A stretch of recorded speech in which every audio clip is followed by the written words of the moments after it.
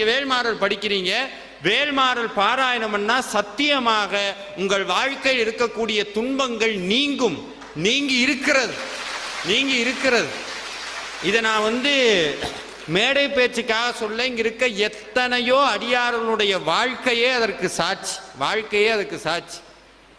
வேல்மாறல் படிச்சா வாழ்க்கை மாறும். அதனாலதான் சாமி இதுக்கு வாழ்வை மாற்றும் வேல்மாறல்னு பேர் வச்சார்.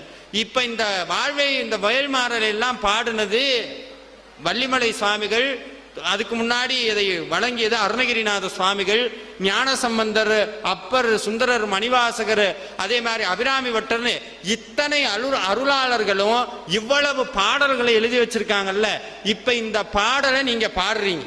இந்த பாடலை இப்ப நம்ம பாராயணம் பண்றோம். அதுக்காக தான் இங்க உட்கார்ந்துருக்கோம். எதுக்காக உட்கார்ந்துருக்கோம்? என் தலையெழுத்து மாறணும் உட்கார்ந்துருக்கோம். ஆனா முன்னவே சொல்லிக்கிட்டேன், நீங்க பண்ண வினை உங்களை சேரும் சார், மாத்த முடியாது நான் சொல்றேன். ஆனா அருணகிரிநாதர் சொல்றார், தலையெழுத்தை அழிக்கப்படுங்கிறார். யாருடைய பேச்சு ஜெயிக்கும்னா இங்க சாமி சொல்றார், அருளாளர்களுடைய வார்த்தைக்கு ஆண்டவன் கட்டுப்பட்டவன். அருளாளர்களுடைய வார்த்தைக்கு ஆண்டவன் கட்டுப்பட்டவன்.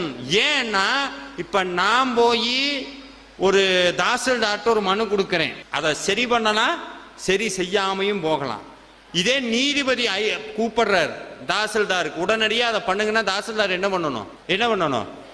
செஞ்சுதான் ஆகணும். வேற வழியே கிடையாது. முடியாதுன்னு சொல்ல முடியுமா? முடியாது. இதுல யாரு தாசில்தார், யாரு நீதிபதி?